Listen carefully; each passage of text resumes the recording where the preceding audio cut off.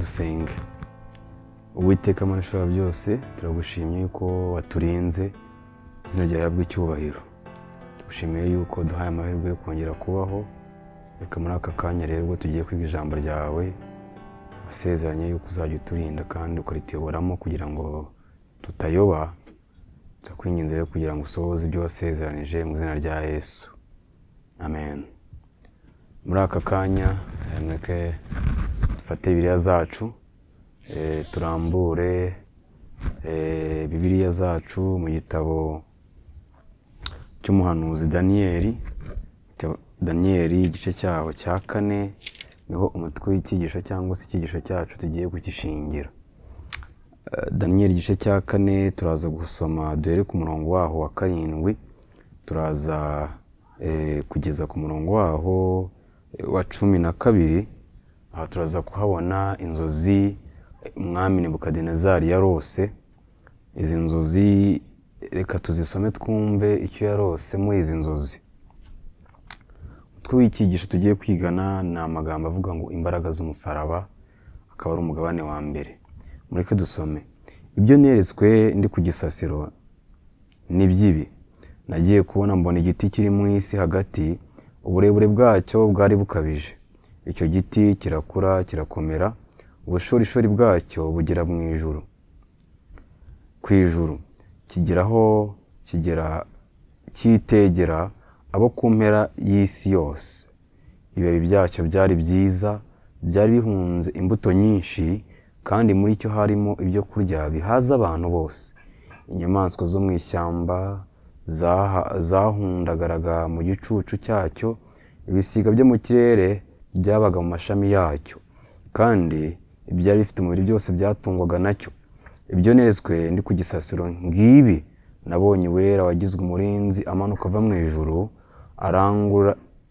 arangura ati, tsinda icyo giti ugikokoreho amashami, ugihungureho ibibabi, unyanyagize imbuto zacyo, kugira ngo inyamaswa zikive munsi kandi ibisiga bive mu mashami yacyo.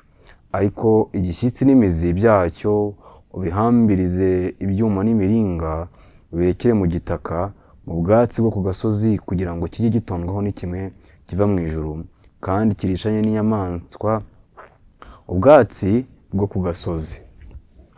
Abatubwiye iyerekwa ridasanzwe Nebukadinezari umwami w'u Babuloni yarose. Ni inzozi zidasanzwe, nizo nshaka ko tuza gutindaho cyane, turebe ubusobanuro Imana yifuza ko dukuramo ahangaha, ndetse n'icyigisho nyamukuru twakuramo muri aya mateka y'isi arimo aragana ku musozo tubayemo. Ahangaha turimo turabona igiti kinini cy'inganzamarumbo. Iki giti kinini batubwiye amagambo akomeye yuko ibintu byose byo mu isi, niho by'umwaka ibisiga, inyamaswa, niho byabaga bikura uburuhukiro byarwo. Mu yandi magambo, ibyari mu isi byose byakuraga imibereho cyangwa se byishingikirizaga kuri iki giti ngo twayibonye. Kandi inyamaswa niho byugamaga muri munsi y'iki giti. Ibifite umubiri byose byatungwaga nacyo, niko twasomye. Mbese iki giti gishatse kuvuga iki? Mbese iki giti kiraza kusigira mugani iki kugira ngo tuze kuwigiraho? Mbere yuko tuza gutinda kuri iki giti, ndifuza yuko tubanza gusobanukirwa n'intambara ikomeye uko yatangiye, kugira ngo tubanze kumenya ese ibi bintu turaza kubihuriza he n'iki giti. Ibyanditswe byera bitwigisha neza yuko mu ijuru hahoze hari amahoro, kugeza igihe Satani yaje kubonekwamo gukiranirwa. Ku gukiranirwa, Bibiliya iyo usomye mu gitabo cya Yohana, urwandiko rwa mbere rwa Yohana, hasobanura neza ko gukiranirwa cyangwa se kugoma ari ukwica amategeko y'Imana. Ijambo ry'Imana rigaragaza neza yuko amategeko y'Imana ari urufatiro rw'ingoma yayo, kandi amategeko y'Imana abeshaho uyubahiriza. Byanditswe byabitwereka neza yuko Satani yahoze ari umukeri utwikira. Reka tubumbure Bibiliya zacu tubanze dusome muri Ezekiel igice cya 28, kugira ngo tuze gusobanukirwa neza izi nzozi Nebukadinezari yarose. Ezekiyeli 28. Turaza guhera ku murongo waho wa 11 turageza ku murongo waho wa 17. Turagenda dusoma twitonze kugira ngo ducunguze uburyo umwete. Haranditswe ngo, maze ijambo ry'Uwiteka ryongera kunzaho riti, mwana w'umuntu, cura umwami w'i Tiro umuborogo, umubwire uti, umva ko umwami w'Uwiteka avuga ngo, wari utunganye rwose, wuzuye ubwenge n'ubwiza buhebuje, wahoze muri Edeni ya ngobyi y'Imana, umwambaro wawe wari ibuye ryose ry'igiciro cyinshi, Odemu na Pitida na Yaharomu na Tarushishi na Shohamu na Yasipi na Safiro na Notekina na Baraketi n'izahabu. Ubuhanga bwo kubaza amashako n'imyirongi bwari ubwawe, mu munsi waremwe byose byari bitunganye. Ijambo ry'Imana kutwereka neza yuko umwami w'i Tiro ari we Satani yahoze yitwa Luciferi, cyangwa se iyo usomye na Yesaya 14 ubasha gusobanukirwa ibi bintu, kuko arahuza batubwira ukugwa kwa Satani. Bagaragaza neza yuko yari ikiremwa gitangaje cyabashaga kugera muri Edeni kikahatambara, cyari ikiremwa kiba hafi imbere y'Imana, cyari ikiremwa kibasha kuba gifite umwihariko udasanzwe, cyari kirabagirana amabuye y'igiciro cyinshi ashagirana, yari yo myambaro yacyo. Barimo baragaragaza ubwiza bwari butatse Satani, cyangwa se Satani uko yahoze ari ikiremwa gitunganye kuva yava mu maboko y'Imana ataragaragamo gukiranirwa. Bavuze yuko kandi yari afite n'ubuhanga bwo kurema, bwo kubaza imyironge cyangwa se gukora imyironge. Bagaragaza yuko yari umuhimbyi ukomeye, yari umuririmbyi udasanzwe, ndetse ibitabo byinshi bigaragaza neza yuko Satani yahoze aririmba amajwi agera kuri 89, mu gihe uyu munsi wakabije aririmba amajwi 4, twe tugira amajwi 4 mu munsi muri iki gihe dusohoreyemo. Ni ikikwiye ko Satani yahoze ari kimwe gitangaje kandi ikiremwa gishimishije. Aha basomye amagambo akomeye ngo, ahangaha dusomye amagambo akomeye avuga ngo, wari warasigiwe kugira ngo ube umukiro ubutwikira, kandi nagushyizeho kugira ngo ube ku musozi wera w'Imana. Wagenderaga hagati y'amabuye yaka umuriro, wari utunganye bihebuje mu nzira zawe zose, uhereye umunsi waremwemo ho. Habavuze neza yuko yahoze ari kimwe gitangaje cyubaha Uwiteka, kandi iki kiremwa kikaba rwose cyari gitunganye uhereye umunsi cyaremwemo. Bavuze yuko ari n'umukire utwikira. Aha hantu uraza kuhagarukaho uhasigarane mu ntekerezo. Umukire utwikira, ngo ube ku musozi wera w'Imana, wagendera hagati y'amabuye yaka umuriro, wari utunganye bihebuje mu nzira zawe zose, uhereye umunsi waremweho kugeza igihe wabonetsweho gukiranirwa. Wuzuyemo urugomo ruzanywe n'ubugenza bwawe bwinshi bugutera gucumura. Nicyo cyatumye nkwirukana nk'uwanduye, nkagukura mu musozi w'Imana. Narakurimbuye wa mukire ubutwikira we, ukura hagati ya mabuye yaka umuriro. Ubwiza bwawe nibwo bwateye umutima wawe kwikira hejuru. Kubengerana kwawe niko konona ubwenge bwawe. Nakujugunye hasi ngutangariza imbere y'abami kugira ngo bakwitegereze. Bavuze neza ahangaha ikintu kimwe cy'uko Satani ubwiza bwe nibwo bwamuteye kwishyira hejuru. Ese bwamuteye kwishyira hejuru gute? Ibyanditswe byera, igitabo cy'intambara ikomeye, bagaragaza neza yuko Satani yahoze ari ikiremwa gitwikira, nk'uko twanabisomye ahangaha. Ikiremwa gitwikira cyangwa se umumarayika utwikira yabaga ari umwe mu bamarayika babiri babaga bari hejuru y'isanduku y'isezerano mu gishushanyo mbonera cyahawe Mose. Nk'uko uzabisoma mu gitabo cyo mu Kuva mu gice cyawe cya 25, niho Mose yahawe igishushanyo mbonera cy'urusengero rw'Imana rwo mu ijuru, kandi yagombaga kubikora nk'uko yabyeretswe. Aha rero tuhabona neza yuko kugira ngo tubyumve neza twakwifashisha iki gishushanyo mbonera cy'Imana cyangwa se cy'urusengero rw'Imana, aho Imana yabaga. Aho ngaho kuri iyo sanduku habaga hari abakerubi babiri batwikira. Mu isanduku habagamo amategeko 10 y'Imana, ariyo rufatiro rw'ingoma yayo. Mu yandi magambo, Luciferi yahoze ashinzwe kurinda amategeko y'Imana mu ngoma y'Imana. Urumva yuko Satani afite umwanya uhambaye, ariko batubwiye ikintu gikomeye yuko yari afite ubwiza budasanzwe. Ibyanditswe byabigaragaza neza yuko ubwiza bw'Imana bwamurikiraga kuri abo bamarayika babiri b'abakerubi. Satani rero mu kureba ibyo yibwiye neza yuko ubwo bwiza bwe aramutse ashatse ukuntu iyo ngoma yayihirika yabasha kugira ubwiza bungana n'ubw'Imana, nk'uko tumaze kubisoma hano muri iki gitabo. Yibwira yuko intebe yazazizamura cyangwa se yabasha gusimbura Imana, akabasha kugira ubwiza nk'ubw'Imana. Nyamara kumvira Imana biduhesha ubwiza nk'ubwayo, ntabwo binyuze mu kugomera Imana aribwo tubasha kugira gute kubona ubwiza bwayo. Satani rero icyo yakoze ni uko yapanze anoganya neza umugambi wo kugira ngo ahirike ingoma y'Imana, ariko Imana ibyo byose nubwo yabibonye ntabwo yahutiye ngo imurimbure. Satani yakomeje gukwirakwiza mu ijuru ibinyoma, agaragaza neza yuko amategeko y'Imana abangama, agatuma batabasha kwisanzura. Agaragaza neza yuko amategeko y'Imana ariyo mbarutso yo kuba rwose babayeho nk'ibiremwa by'abacakara. Agaragaza neza yuko hari ubundi buryo amategeko y'Imana yarwanywa agakurwaho maze bakava mu bubata bari barimo. Nyamara bavuze ngo Satani yahoze ari ikimwe gitunganye kugeza igihe yabonetsweho gukiranirwa. Amategeko y'Imana nk'uko twayahawe natwe agaragaza uburyo Imana ingoma yayo yubakitse, agaragaza itegeko nshinga ry'ingoma y'Imana.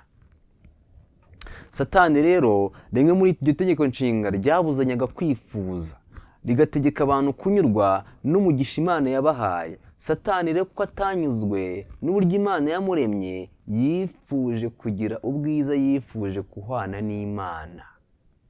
Mbese ikibumbano cyabasha guhana n'umubumbyi? Ntabwo bishoboka. Yifuje ibidashoboka. Kandi natwe uyu munsi tujya tubona abantu bifuza ibidashoboka, tujya tugira kwifuza kudashoboka, kuko dutera gucumura ndetse no kugira gute no guhemukirana.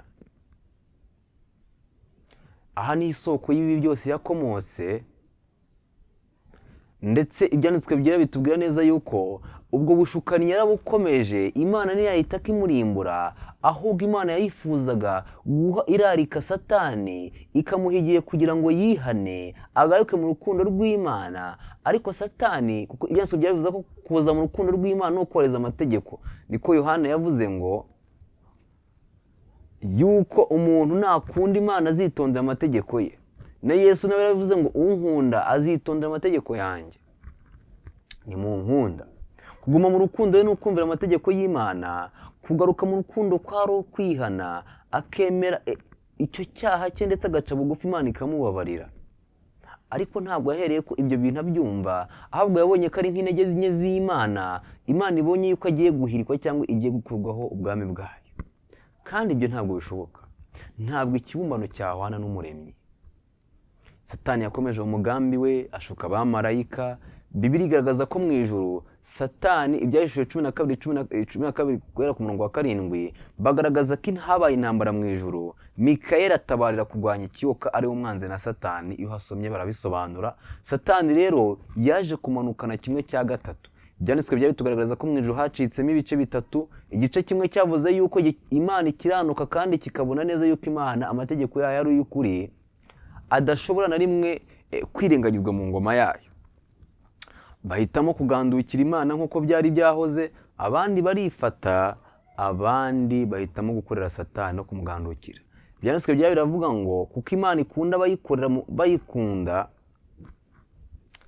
yemeye ko abo bose bari hagati mu mugabane w'uko batakonje cyangwa batabize, batagize umugabane runaka bahereramo, bamanuranwa na Satani. Maze nabo bamarika bose bahisemo Satani, bajya gute bacibwa mu ijuru, niko ibyanditswe byabivuga. Ariko uko gucibwa mu ijuru kwari uguhabwa amahirwe kugira ngo batekereze ku nzira zabo, bazigenzure, barebe ibintu biragupfira hehe, mbese barebe ubwo mutego baba baraguyemo. Ariko uko batekerezaga kwigarurukira Imana, nk'uko tusoma mu gitabo cy'intambara ikomeye, hagaragazwa neza yuko Satani yakomeje gushuka abamarayika, abereka yuko benda kugana ku nsinzi. Maze Satani yanga kwihana, afata umwanzuro w'iteka ryose, yanga imbabazi z'Imana. Nuko ibyanditswe byari bitwereka mu itangiriro ko Imana yavuze ngo tureme umuntu agira ishusho ase natwe, nk'uko Imana n'ubundi ari inyembabazi, ari inyarukundo, ntabwo yifuza kubaho mu bwiza bwayo yonyine. Yaremye umuntu nk'uko yaremye abamarayika, irema umuntu agira ishusho y'Imana. Umuntu yaremwe atunganye nawe, kandi umuntu amaze kuremwa yabwiye yuko mu ijuru hari ikiremwa cyaguye, kugira ngo umuntu rero agaragaze yuko Imana ibyo isaba bigeze gute bishoboka. Imana yaremye umuntu utunganye, imuha amategeko agomba kubahiriza, akayubahiriza mu rukundo, kandi uko kubahiriza amategeko ku kiremwa muntu byari ukugaragaza ko Satani ibyo ashinja Imana bidashoboka, kuko Satani yavuze yuko amategeko y'Imana adashoboka, kandi ibyanditswe byabigaragaza neza yuko abo bamarayika babashije kumenya gukurikira Imana ndetse no kuyikorera, bigaragaza ko iby'Imana yasaga bishoboka. Ariko ibyanditswe byabigaragaza neza yuko abahamya babiri babasha kwemerwa mu rukiko. Ubwo rero abandi bahamya, undi muhamya cyangwa se hagomba kuboneka undi muhamya kugira ngo abahamya babiri babuzuye. Abamarayika bamwe bafashe umugabane wo kumvira Imana bari abahamya, ndetse n'ikiremwa muntu cyari cyararemwe gitunganye kugira ngo kigeragezwe ku kigero cyo kumvira, ku ngingo yo kumvira. Yari undi mucamanza ugomba kuza agatsindikiriza Imana yuko ibyo isaba abantu ndetse n'abamarayika ari ibintu bishoboka kandi byakubahirizwa. Umuntu yararemwe nk'uko tusoma mu itangiriro igice cyawo cya mbere 26, ibyanditswe byabigaragaza neza yuko umuntu amaze kuremwa yahawe inshingano. Inshingano yahawe zari zo guhingira umurima, ariko agahora abwirwa ko ari umumarayika waguye. Uwo mumarayika waguye nta wundi ni Satani ndetse n'abadayimoni cyangwa se n'abamarayika bamuyobotse. Rero umuntu yabwiwe yuko agomba kwirinda umushukanyi, abwirwa yuko cyari kimwe gitangaje, kandi icyo kimwe cyaje kwigomeka. Adamu yari abizi n'umugore we Eva, Imana yari yababujije gutandukana, bagombaga kuba ari hamwe bagahora bibakiranya imiburo bahawe, ndetse ikigeragezo bahawe cyo kumvira iby'Imana isaba ko ari ukuri. Icyo kigeragezo ubona neza ko mu itangiriro igice cyaho cya kabiri, Imana yari yabwiye Adamu neza yuko ibiti byose byo mu ngobyi babihereho uburenganzira bwo kugira ngo babirye batunge, ariko igiti kimenyekanisha icyiza n'ikibi ntabwo bari bagize gute, ntabwo bari babyemerewe. Bagombaga kumvira iryo tegeko kugira ngo bagaragaze ko iby'Imana isaba abantu ndetse ibiremwa byayo biyumvikana kandi bishoboka. Adamu na Eva biritubwira yuko bamaze igihe runaka mbere yo gucumura bubahiriza iby'Imana ibasaba, kandi barabyubahirije kandi Imana yarabafashije, kugeza igihe Satani yaje yihanze mu ishusho y'inzoka. Amaze kwihanga mu ishusho y'inzoka, nko tubona mu itangiriro mu gice cyawo cya 3, tubona neza yuko Satani yaje agashuka Adamu, aje agashuka Eva, kuko yari amaze gutandukana n'umugabo we. Satani yacunze urwaho bamaze gutandukana, mu yandi magambo bari bamaze gutandukira ihame Imana yabahaye yuko bagombaga guhorana, kugira ngo bahore birinda yuko umwanzi yazabatera. Maze ku murongo waho wa 4 w'igice cya 3, iyo nzoka ibwira umugore iti gupfa ntimuzapfa, kuko Imana izi yuko ku munsi mwaziriyeho amaso yanyu azahweza, mugahinurwa nk'Imana, mukamenya icyiza n'ikibi.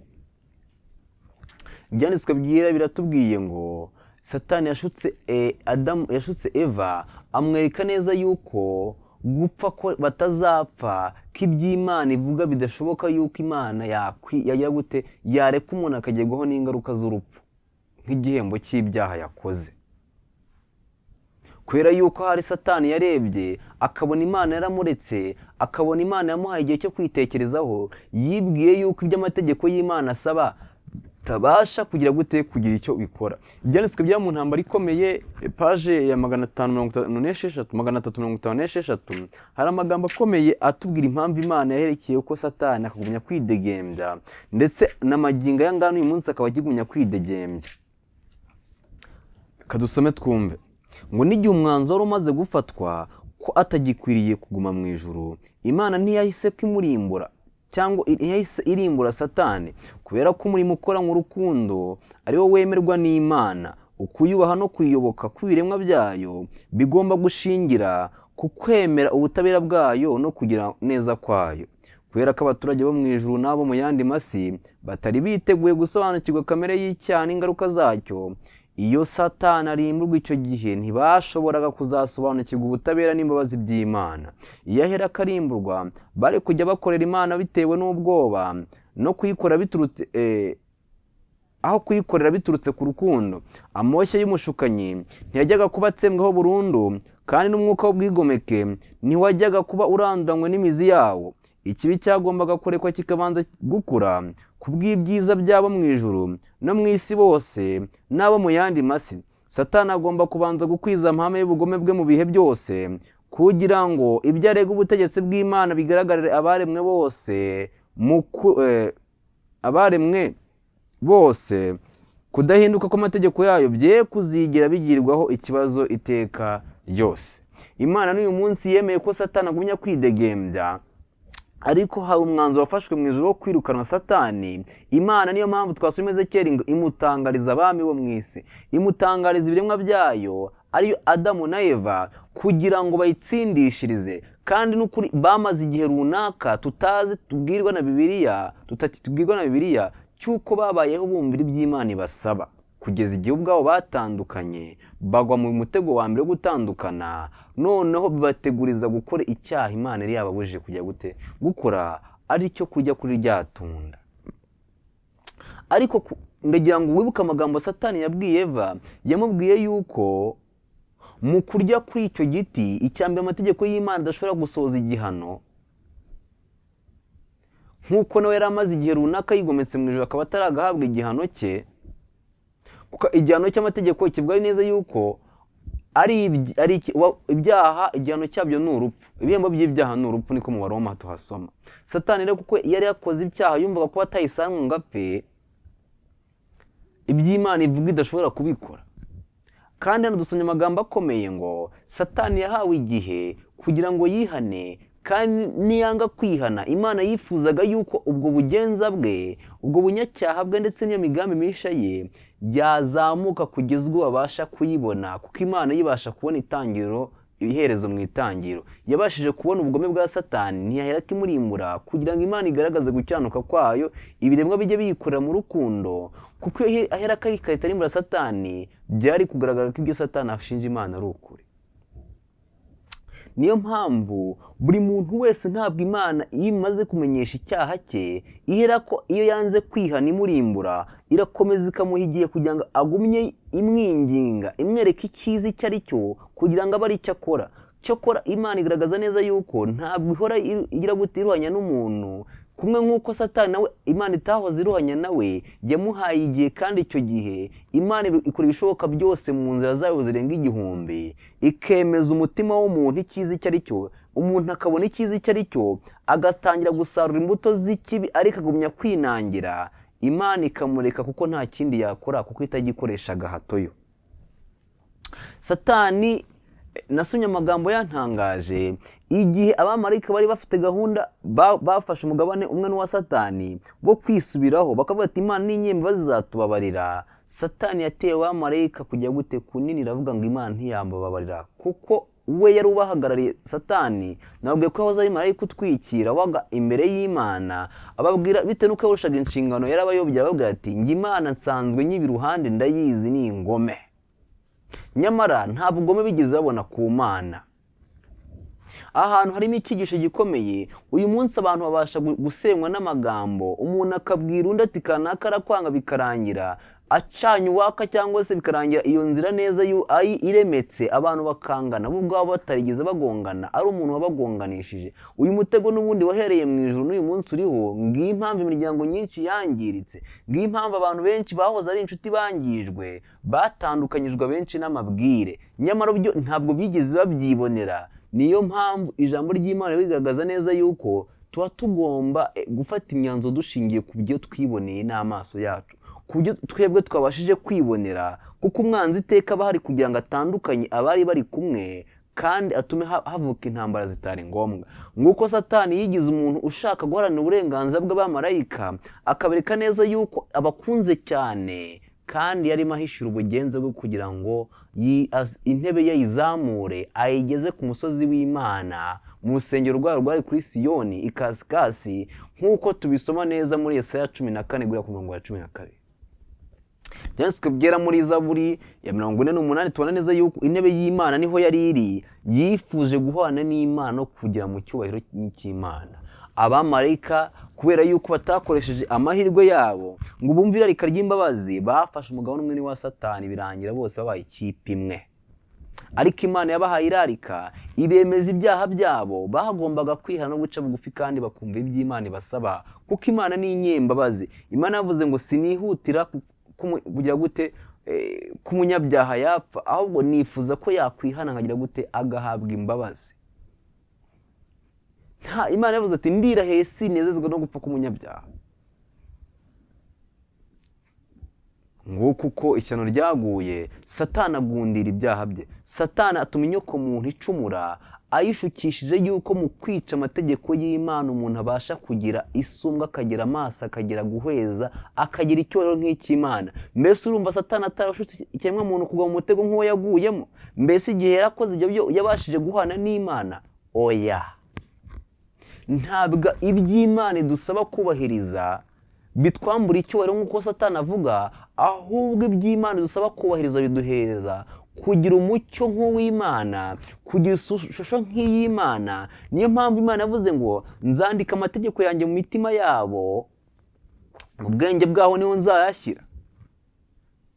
Imana nk'uko yandikishije urutoki rwayo ku mategeko ku mabuye, biba bigaragaza yuko iyo umuntu yumviye iby'Imana isaba, we ugaragazwa nk'amabuye. Amabuye agaragaza yuko uko utumva ndetse imibereho iba yarahabiye kure y'Imana.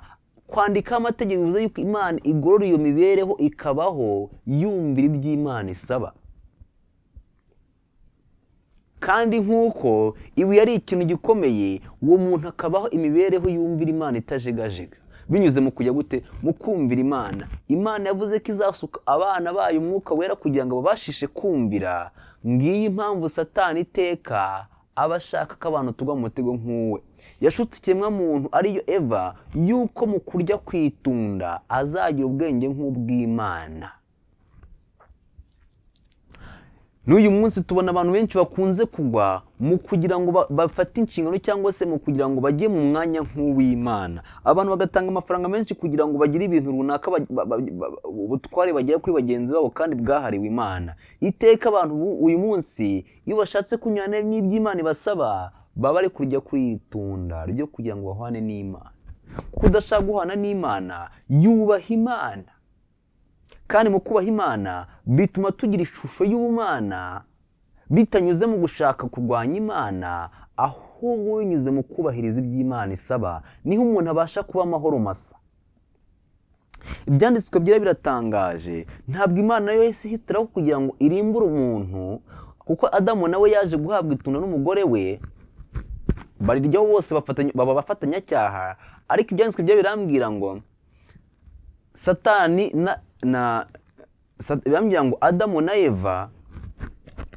Eva bo bamaze kubona neza yuko ibyo bakoze bibatesheje ubwiza bw'Imana. Kuko ibyanditswe byera biratubwira ngo ubwiza bw'Imana bubavaho bisanga bambaye ubusa. Ntabwo bahereye ko kuguma muri ubwo bunyacyaha bwabo ngo bumve ibyo bakoze birakwiriye. ubw'Imana yabasanga nk'uko Imana yasanze Satani ngo ibahe irarika, bemeye kujya gute? Bo bemeye guca bugufi. Nubwo babanjije guherezanyaho ibyaha, umwe akagishinja mugenzi, undi akagishinja undi, bakabanza gushaka gutwikira ibyaha byabo, ariko byaje kurangira Imana ibahaye irarika ryo kugira ngo bababarirwe. Ibyanditswe byari tugaragaza neza yuko bemeye ibyaha byabo. Birambwira ngo umuntu iyo yemeye icyaha cye ntabwo Imana ihera kimuciraho iteka, ahubwo imuha imbabazi zayo. Uwo muntu agasigara abaho abereyeho kumvira iby'Imana isaba kugira ngo yongere agere ku bugingo.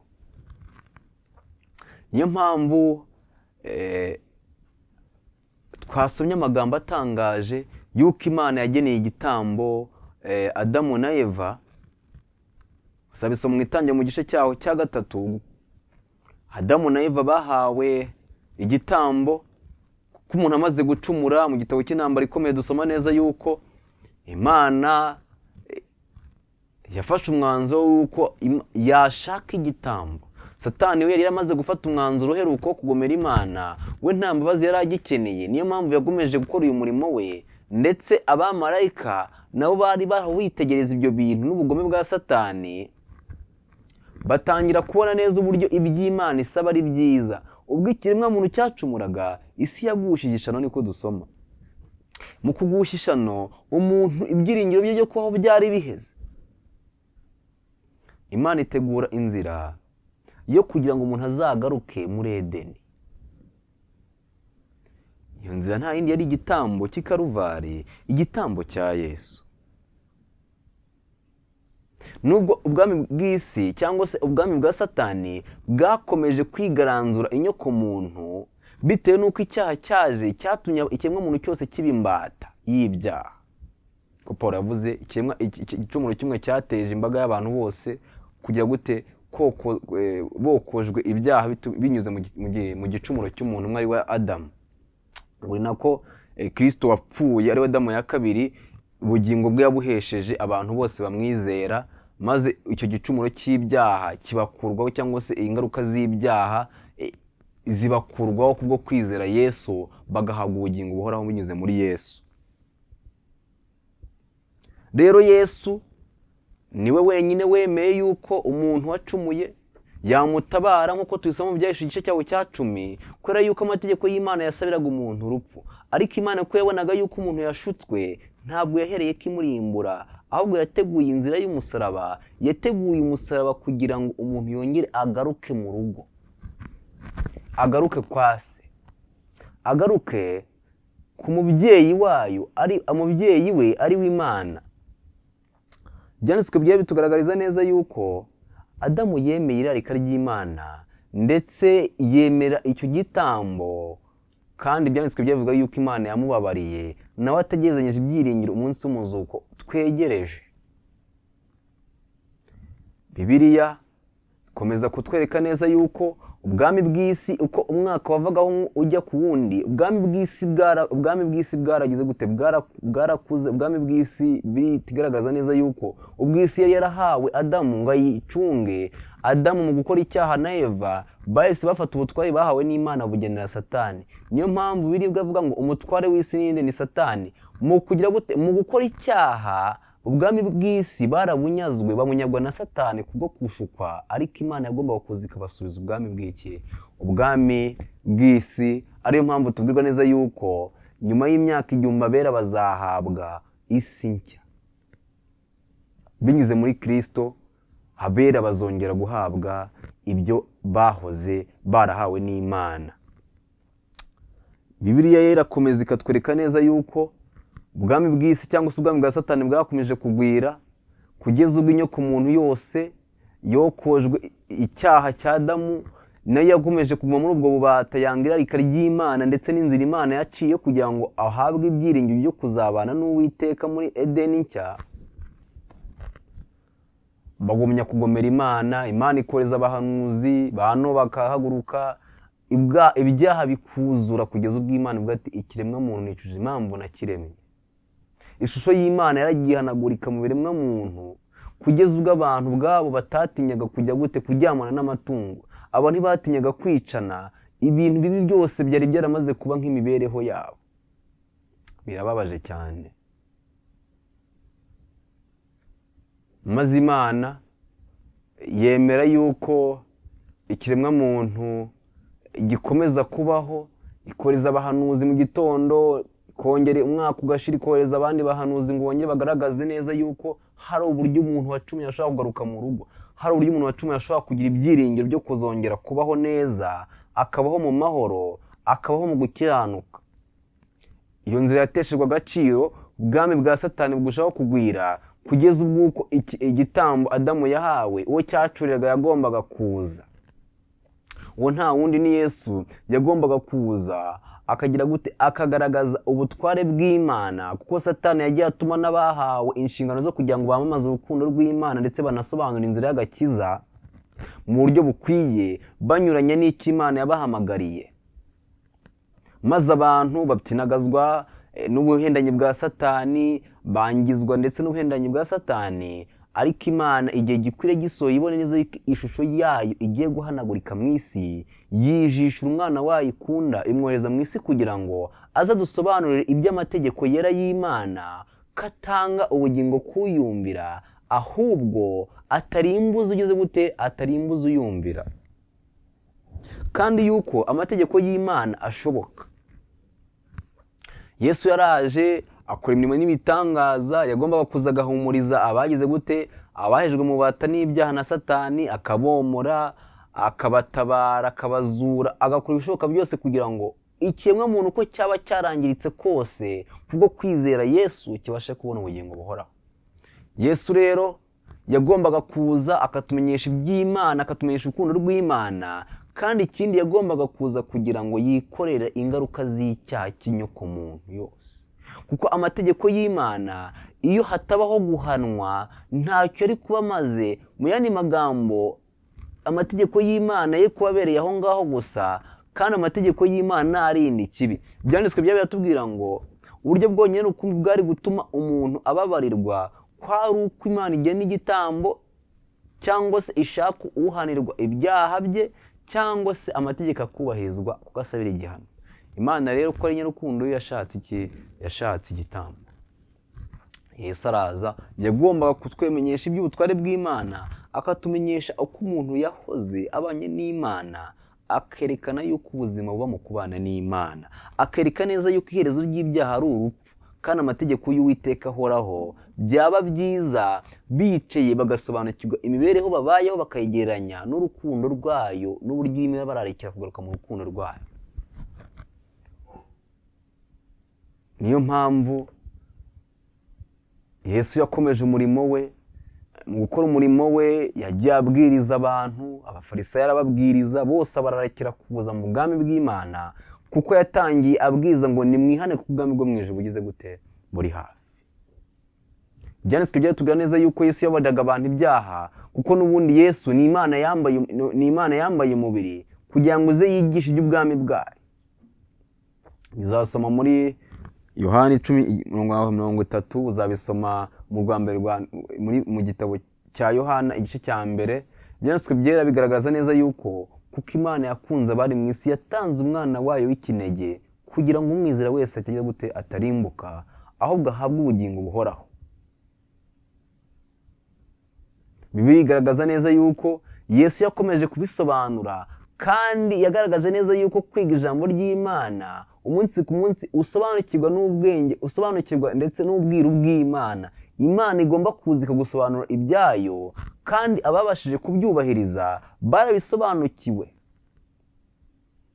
Bigaragaza neza yuko kubwo kwiga ibyanditswe byera hari abamenye igihe Yesu yavukiye, mu gihe abandi batabimenye. Hari abemeye ubutware bw'Imana, hari abemeye yuko ari Imana, hari abemeye kubarirwa ibyaha ndetse na Yesu, kandi barabibabariwe, bafite ibyiringiro byo kuzazuka ubwo Yesu azagaruka. Ariko Satani yakomeje guhangayikira yuko ubwami bwe agiye kubunyagwa, aribwo bwami nabasomeye bushushanywa no kwaguka kwa kiriya giti twasomye muri Daniyeli bwa Babuloni. Babuloni n'ubundi ni ubwami nabwo bwafashe ubwoko bw'Imana bubujyana mu bunyage, bujyana mu bubata. Ubwoko bw'Imana bukinagazwa n'ubutegetsi bwa Babuloni, bigaragaza neza uburyo ubuhendanyi bwa Satani bwafashe inyoko muntu yose bushyira munsi yabwo kubw'ubuhendanyi bwayo bwa Satani. Imana rero yoheje umwana wayo kugira ngo atuvunure mu maboko ya Satani, kandi ishimwe ko yabikoze. Nuko Yesu akomeza umurimo we kugeza ubwo Yesu yagombaga gutanga igitambo, nk'uko n'ubundi byari mu gishushanyo yarahaye abantu cy'uko intama yagombaga gutambwa, kandi amaraso y'intama ariyo ashushanya amaraso ya Yesu akezaho ibyaha by'umunyabyaha. Bibiliya iratangaje ko itwereka urukundo rw'Imana. Yesu ntabwo yigeze adutererana ubwo twari turimbutse, ahubwo yatweretse urukundo rwayo. Itwereka urukundo rwayo muri Kristo Yesu, itwereka inzira y'agakiza muri Kristo Yesu, kubwo kwizera Yesu tubona ubugingo. Yesu nashimwe ko iyo atajya kuhaba uyu munsi njye nawe ntabwo tuba tukiriho. Iyo ataza ngo atange igitambo njye nawe uyu munsi ibyacu biba byararangiye. Inyoko muntu yose uhereye kuri Adamu byaba biba byararangiye. Ariko Imana ko ari inyembabazi yashimye kongera kuduha amahirwe. Ntabwo Imana igihutira ahubwo itanga amahirwe. Niko birimbwira ibihe byose Imana yagiye ibwira abantu kwihana, ntabwo yitaga ihutira ahubwo yoherezaga abantu bagasobanura iby'urukundo rwayo, kandi imitima yabo yashinjwaga cyangwa yemezwaga iby'Imana ibabwira ko ari ukuri, abantu bakihitiramo kurimbuka. Kandi Imana ntikoresha igitugu, yo hisemo kurimbuka nyine irakureka. Bibiliya ikomeza kutwereka neza yuko ubwami bwa Satani bwagombaga kurimburwa kugira ngo abantu babone agakiza, kandi agomba kuburimbura ni Yesu Kristo wavuye mu ijuru. Yesu rero yaraje ubwami bwa Satani abusenya mu mitima y'abantu. Satani akoresha ubutware yari afite kugira ngo arimbure Yesu, ariko Yesu ntabwo Satani yari amufiteho ubutware kuko atigeze akora icyaha. Kuko Satani abasha kugira ubutware ku banyabyaha, niyo mpamvu umuntu yihannye ntabwo Satani aba akimufiteho ubutware. Kereka iyo asubiye inyuma, Bibiliya ivuga ngo umukiranutsi wanjye nasubira inyuma umutima wanjye ntuzamwishimira, aho ababasha kugirwaho ubutware na Satani. Twihuse turimo tugana ku musozo. Yesu rero yarapfuye apfira ku giti cyo ku musaraba kugira ngo atange igitambo cy'inyoko muntu yose. Tubona iteka ryaciyeho igiti cyo muri Daniyeli mu gice cya 4 kugira ngo twibuke muri Daniyeli igice cya 4 guhera ku murongo wa 7. Icyo giti cyo cyarakuze kugeza igihe ibyo mu isi byose byakibaga hehe byagikomoragaho imibereho. Nk'uko Satani mu kwaguka kw'ingoma ye ababagaho bose batungishwaga no kujya gute no kumuramya. Imana iza guca ubwo bubata n'ubwo buhendanye binyuze muri Kristo Yesu. Iryo teka ryaciriwe icyo giti rishushanya amagambo Yesu yavugiye ku giti cyo ku musaraba ubwo yavugaga ati birarangiye. Icyo giti cyashushanya ubwami bwa Satani cyari kigaragaje neza yuko ubwami bwa Satani bugize gute gutsembweho. Yesu ubwo yavugaga ngo birangiye ku musaraba yaragaragaje neza yuko igitambo cy'ibyaha by'umuntu kibonetse, bityo umuntu akwiriye kwihana akizera icyo gitambo akahabwaho ubugingo buhoraho. Byanditswe byari bitwereka neza yuko ubwo Yesu yari apfuye, Satani we yibwiye neza yuko ahubwo ageze ku ntsinzi. Nubwo umutima we wamushinjaga neza yuko uko apfuye Yesu ari umukiranutsi, bigaragaza yuko azapfa urupfu nk'ibihembo by'ibyaha. Ariko Satani akomeza kurwana, akomeza kwikira agatima yuko noneho agiye gukora ishoka byose Yesu ntazazuke. Byanditswe byari bitubwira neza yuko yafashe abasirikare b'Abaroma abuzuza aho ngaho kumva imva ya Yesu aho bamuhambye bamuvanye ku musaraba. Bibiliya iratubwira neza yuko yahazengukije Abaroma ndetse abahashyira n'ikimenyetso. Ikimenyetso cy'Abaroma kigaragaza neza yuko aho hantu ntawagombaga kuza ngo ahajye, ntawagomba kuhatinyuka kugira ngo aze nibura akoreho icyo gitare. Byari ikimenyetso cy'uko uzaza agakora ibyo bintu azaba yihamagariye kurimbuka kw'Abaroma. Bitwereka neza yuko kubambwa ku giti byabaga bishushanyije neza yuko ubambwe ku giti ubugingo buhoraho bubuze neza. Iyo usomye igitabo cyo gutegeka kwa 2 ubona neza yuko uwaterwaga amabuye ndetse akabambwa ku giti byabaga aciyeho igihano cy'iteka, abo ntibazazuka mu muzuko wa 2 nk'uko ibyanditswe byari byigisha.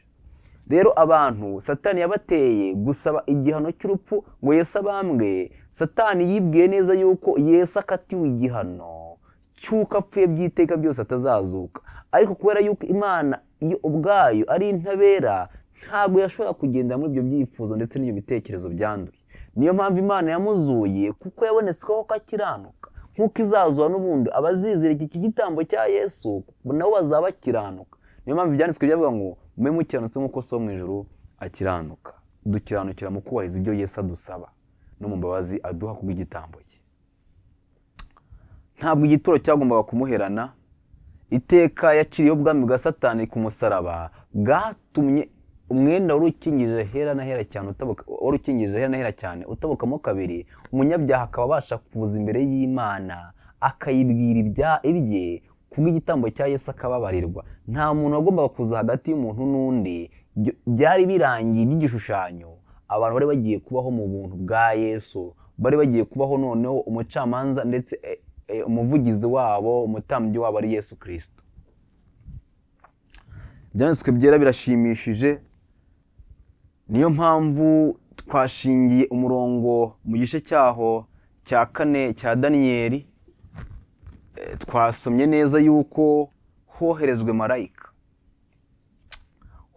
marayika kugira ngo aze ashyireho iteka iry'iki giti cyangwa iry'ubwami bwa Satani bwari bwaragutse, bugatuma abantu bose bo mu isi bagira gute babaho mu butware bwabwo nk'uko Babuloni yari iyoboye isi. Rero iri teka ry'umumarayika wera wavuye mu ijuru ryo kugira ngo icyo giti gitsembweho gikokorwa amashami rinyibutsa neza inzozi cyangwa se rinyibutsa neza ibintu byabayeho nk'uko umuja w'Imana yabyeretswe, nk'uko tubisoma mu gitabo cya Matayo mu muzuko wa Yesu. Hari ibintu byabaye ku muzuko wa Yesu, ariyo mpamvu ijambo ry'Imana iteka ribwira abantu ko baba bagomba gupfa ndetse bakazuka. Kadusome paje y'153, dusome amagambo asobanura neza iriya teka umumarayika uvuye mu ijuru yaje azanye rijya gute rishyiraho iherezo ry'ubwami bwa Babuloni, aribwo bwami bwa Satani. Ni ijambo rivuga ngo ku isabato abigishwa bararuhutse. Ibyanditswe byagaragaza ko Yesu yishwe kuri Pasika. Pasika yabaga kuwa nyuma cyangwa se kuwa gatanu wa leta uyu munsi ariko tuhita. Rero yagize gute baramwishe isabato yenda gutangira, baramuhamba mu mva. Rero ku isabato abigishwa bararuhutse, babikoze kugira ngo baruhuke isabato. Aha harimo amagambo atangaje.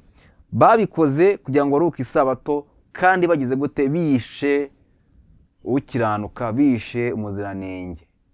Mbese ubuhendanyi, ubugome ugira ngo uyu munsi bujya bubuza abantu kuruhuka isabato. Isabato igaragazwa neza yuko aba ari ikiruhuko cyo kureka imico mibi ndetse n'ubunyacyaha. Abantu bakishyira imbere y'Imana bakihana ibyaha byabo, ariko abantu bakoze ubunyacyaha bwabo ndetse bakora ubugambanyi kugira ngo baruhuke isabato, ibyo bintu byarangiye. Ya abantu bemeraga ijambo ry'Imana igahunganya imitima yabo bakihana, Uwiteka yabagirira imbabazi.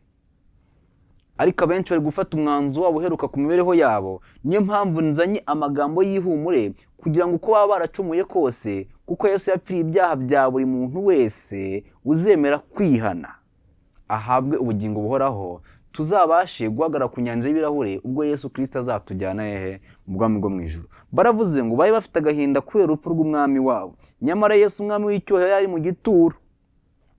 Ijoro riguye hashyizweho abasirikare kugira ngo barinde igituro cy'umucunguzi, ariko kandi n'abamarayika batambaga hejuru y'aho hantu hera, ariko nta wabashaga kubabona.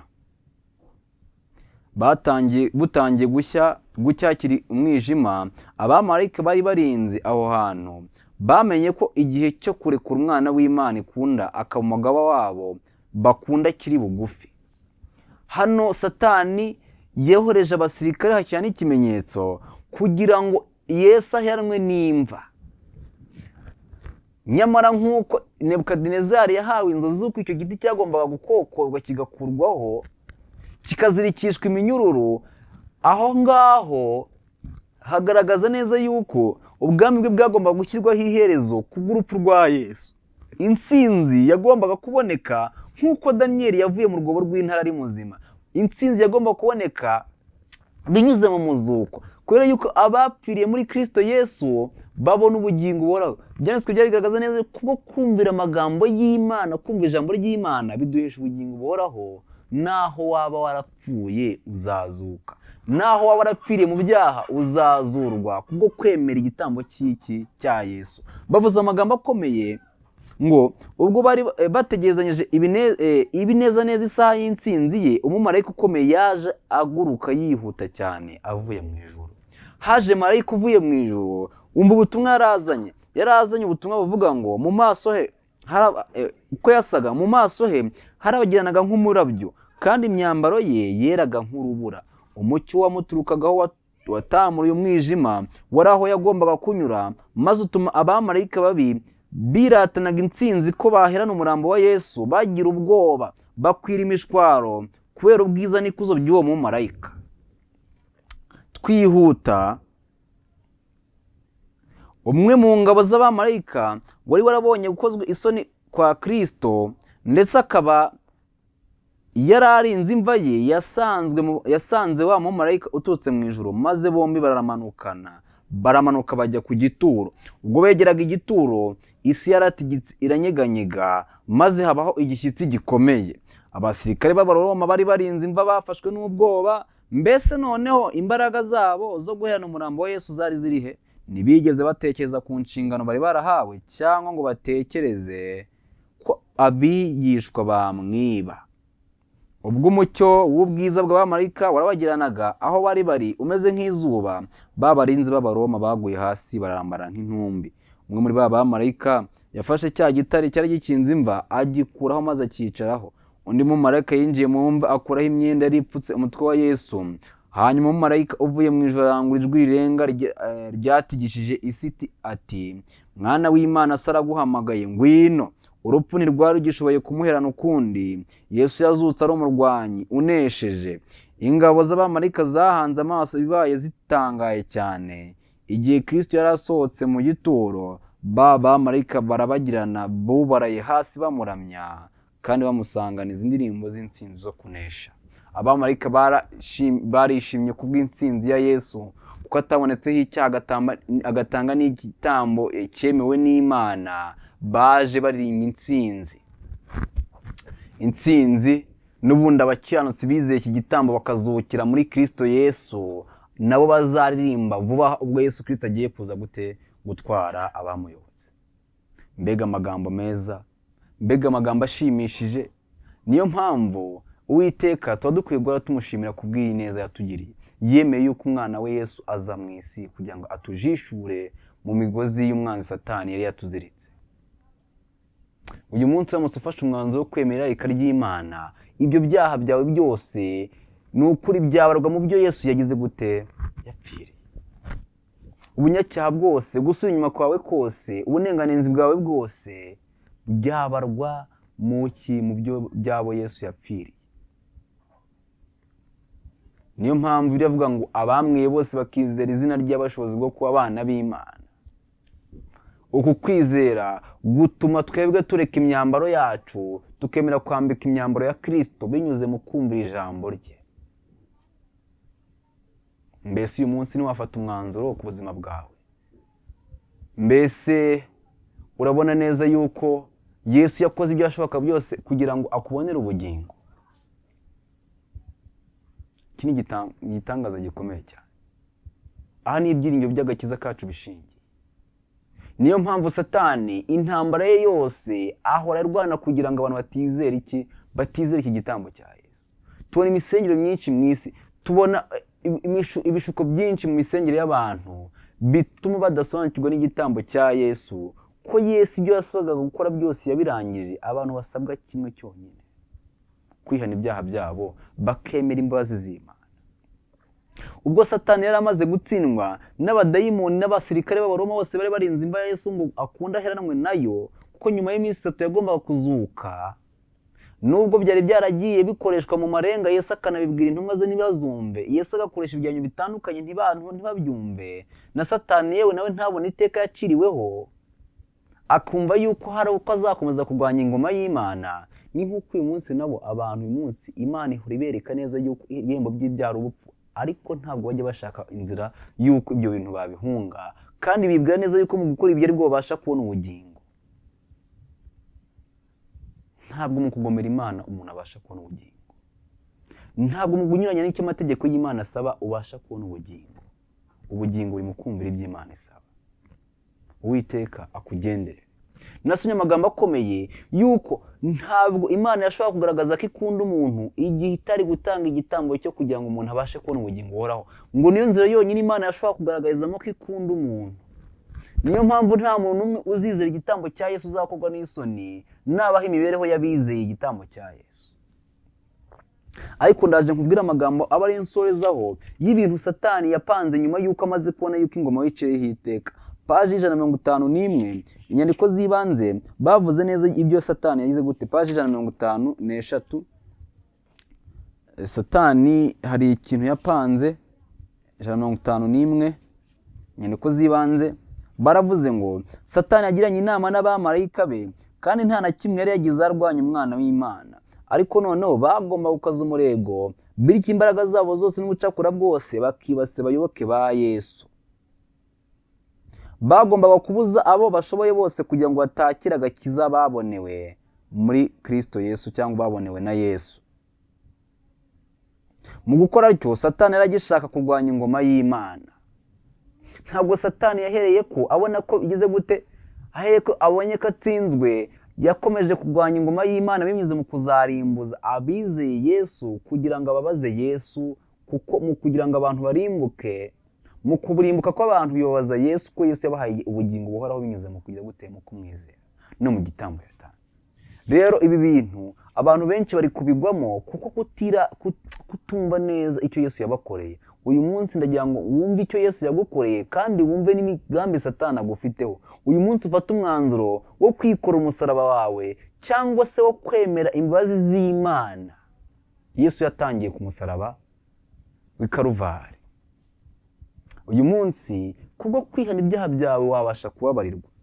Aya magambo iyo nyasomye antera kwibaza byinshi, akantera ukuntu tugomera ingoma y'Imana, kandi icyo ngicyo tuba turi gusaba ni ukurimbuka ku iteka ryose. Uwiteka atubeho bugufi, Uwiteka akugenderere, ubashe kumva neza igitambo cya Yesu icyo cyagiye gute cyagukoreye, kandi uhere gufata umwanzuro.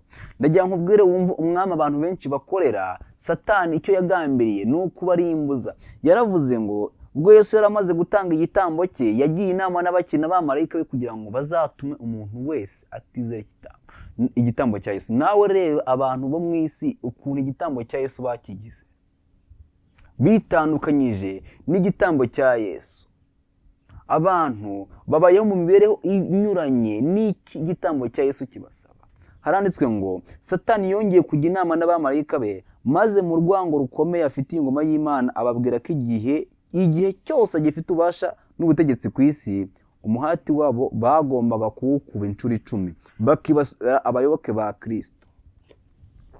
Satani yabwiye abamarayika be cyangwa abadayimoni be yuko bagomba gukuba inshuro 10 mu gihe cyose bagihumeka, bagifite ubutware, kuko yarabizi neza yuko mu rupfu rwa Yesu ubutware yarabunyazwe.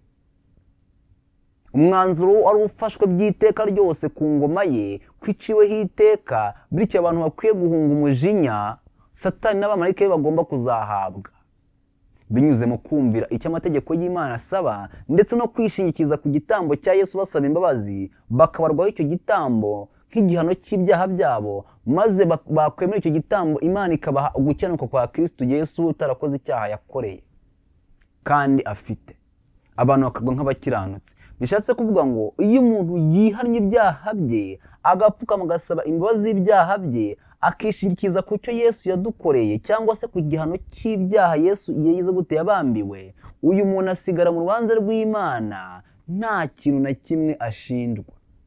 Ahubwo Yesu amubwira ati rero kugira ngo ugaragaze neza yuko wanyumviye by'ukuri, ugomba kubaho imibereho yo kumvira.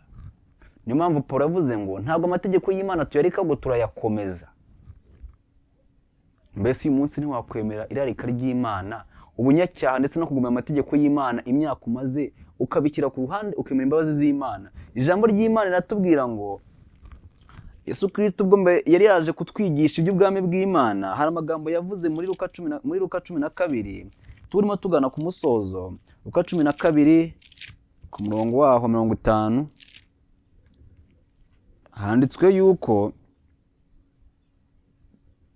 Luka ni Yohana 12 nako umurongo waho wa 50 haranditswe ngo nanjye nzi yuko itegeko rye cyangwa se itegeko ry'Imana, kansubire mpere ku murongo wa 49, sinabivuze ku bwanjye ahubwo data wantumye niwe wantegetse ibyo nkwiriye kuvuga n'ibyo nkwiriye kwigisha. Nanjye nzi yuko itegeko rye ari ryo bugingo buhoraho, nuko rero ibyo mvuga mbivuga uko data yabimbwiye. Yesu Kristo yahaye ubutumwa bw'uko kumvira itegeko ry'Imana bihesha ubugingo buhoraho, ntabwo binyagisha imibereho myiza nk'uko Satani ageze gute yabyigisha inyoko muntu. N'uyu munsi ubona neza yuko ibinezeza abantu, ibishimisha abantu, aho ibyo abantu bumva neza yuko ari byiza binyura mu kunyuranya n'icyo amategeko y'Imana asaba. Ngiho uko abantu bahora mu bishuko bya Satani nk'uko Adamu na Eva babiguyemo, ababyeyi bacu ba mbere. Ariko uyu munsi Imana yabonye igisubizo cy'icyaha binyuze mu kumvira iby'ijambo ry'Imana yavuze gute risaba. Binyuze mu kumvira amategeko y'Imana umuntu abasha kubona ubugingo buhoraho. Binyuze mu kwihana ibyaha byacu tukumvira amategeko y'Imana, Imana iraza ikadushoboza kugira ngo tubashe kuyakomeza. Reka rero nawe ufate umwanzuro kugira ngo umve ijambo ry'Imana, kuko niho nzira y'agakiza yonyine ishingiye. Uyu munsi burya Imana icyakurarikira ngo ufate umwanzuro, ariko ukomeza kuninira ni gukomeza kwishyira mu kaga, kuko Satani akomeza gukuba inshuro 10 zo kugira ngo utizeye igitambo cya Yesu. Niba ijwi ry'Imana ryakoze ku mutima wawe, wari ukwiye gufata umwanzuro kugira ngo ubashe kwivuvunura, ubashe kuvuvunurwa na Yesu muri iyo mitego ya Satani, ubashe gutabarwa na Yesu muri ubwo bunyacyaha bwawe. Uwiteka agufashe, kuko niwe wenyine watakira akagufasha. Ariko nukomeza kugumana ibyo bitekerezo byawe, nugumya kugumana iyo mibereho yawe, uzasanga udashyitse ubwo Yesu Kristo azaza gutwara abizeye igitambo cye. Byanditswe byera muri Byakozwe n'Intumwa ryo somo tugiye no gusorezaho, Byakozwe n'Intumwa igice cya 17, hari amagambo meza nkunda numva uyu munsi naguha kugira ngo utekereze ku nzira zawe zigenzure, wumve neza yuko iby'Imana iyo umaze gusaba imbabazi biguhesha agakiza.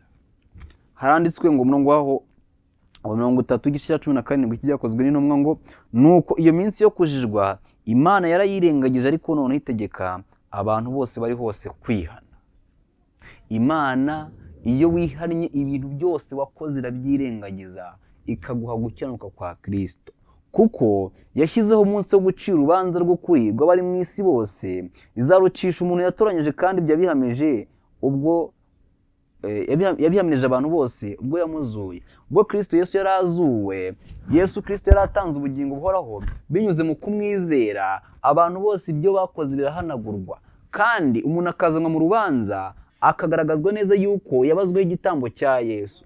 Ariko nutihana ibyaha byawe uzapfa ubizize. Niyo mpamvu nifuza yuko nawe wakwemera irarika ry'Imana, ibyaha byawe ukabibabarirwa kandi ugahabwa ubugingo buhoraho muri Kristo Yesu. Umwanzuro niwo ugomba kuwufata, nta wundi ugomba kuwugufatira mwene data. Ntabwo ari umubyeyi wawe ugomba kuwugufatira, nta nubwo ari inshuti ugomba kuwugufatira. Niwumva ijwi ry'Imana rikurarikira guhunga umujinya ugiye gutera, kuko vuba aha bidatinze isi kugaragaza neza yuko Yesu agomba kuza agahana ibyaha by'abanyabyaha, ko gucyanirwa kwabo kwamaze kuzura, ko kugomera ingoma y'Imana kwamaze kuzura, kandi ntacyo umuntu atakorewe kugira ngo ahabwe agakiza. Yewe Imana yakoze ibishoboka byose, iri kubona neza yuko igikwiriye ari ukuza guhemba abagaragu bayo bayitangiye bakemera igitambo cy'ibyaha, maze imanza zimwe zirakorwa mu ijuru. Buri muntu wese ahangaha yari akwiye gufata umwanzuro we kugira ngo izina rye ridatarukwa, ritanditswe mu gitabo cy'ubugingo. Bavuze neza yuko ubwo Kristo Yesu yazurwaga byari ikimenyetso simusiga cy'uko buri muntu wese agomba kuzanwa mu rubanza akagaragaza iby'imibereho, asobanura iby'imibereho yagiriye hano ku isi. Icyakurokora urubanza rw'Imana no kwishingikiza ku mpano yayo yiri muri Kristo Yesu no mu nama Yesu atanga. Yesu yaravuze ngo nushaka kugera ku bugingo wubahirize ibyo amategeko asaba. Yaravuze ngo amategeko ya data ni ubugingo buhoraho kuri jye, ni ubugingo buhoraho kuyumvira. Nawe fata umwanzuro ugenzuye icyo amategeko y'Imana avuga. Mbese amategeko y'Imana ntabwo wigeze uyica mu mibereho yawe? mbese uyu munsi amategeko y'Imana ntabwo utungaho urutoki? Hoya, wikwirebaho ngo wumve neza yuko ukiranutse, kuko bose bakoze ibyaha ntibashyikira ubwiza bw'Imana. Icyo kora dukomezwa n'uko Yesu yadutangiye ubugingo, tukemera guca bugufi tugasaba imbabazi, Uwiteka akatugendera akaduha imbabazi ze. Kandi ijambo ry'Imana rivuga ngo mujye mubyizera imbabazi z'Imana nimujya gute nimuzisaba, muhere ko mwumvire gute mwumve ibyo ijambo ry'Imana rivuga. Ntugashake kugira ibintu runaka wiyumvamo, ntugashake kugira imirimo myiza ubanza gukora kugira ngo wumve ko Imana yakubabariye. Imana ibabarira umuntu umunyabyaha wese iyo yemeye guca bugufi akemera kugandukira icyo ijambo ry'Imana rivuga. Ibyanditswe byayo biravuga ngo muri Yohana igice cya 5 umurongo waho wa 24, kugira ngo wumve neza uburyo ijambo ry'Imana ari ubugingo uhoraho kuryumviye, ngo ni ukuri ndababwira yuko umva ijambo ryanjye akizera uwantumye aba afite ubugingo buhoraho kandi ntazacirwaho iteka, ahubwo aba avuye mu rupfu ageze mu bugingo. Uyu muntu mubari mu mugabane wo kuzacirwaho iteka bavuyemo kubwo kwizera ijambo ry'Imana risaba. Uwiteka aduhana umugisha, adushoboze kuguma mu byo kwizerwa, adushoboze mu kumvira amategeko y'Imana uko bucya bukira, adushikamishe mu buntu bwayo binyuze mu mahitamo meza tugira yo kumwiyegurira. Nawe abushoboze, nanjye anshoboze, mu izina rya Yesu. Dusenge. Uwiteka, tugushimiye imbabazi zawe n'ubuntu bwawe, izina ryawe rihabwe icyubahiro. Tugushimiye yuko waturinze ukadukomeza. Reka aya magambo yawe agaragaza yuko dutangiye igitambo cyuzuye kandi gishyitse cyuko uwakishingikirizaho abasha kubona ubugingo buhoraho. Reka uyu musaraba watwikorereye uduhe kuwusobanukirwa, maze bidutere kwikorera uwacu, vuba ubwo ugiye kugaruka tuzajyana na bwami bwo mu ijuru. Ibyo nsenze nsabira abera bose mu izina rya Yesu. Amen.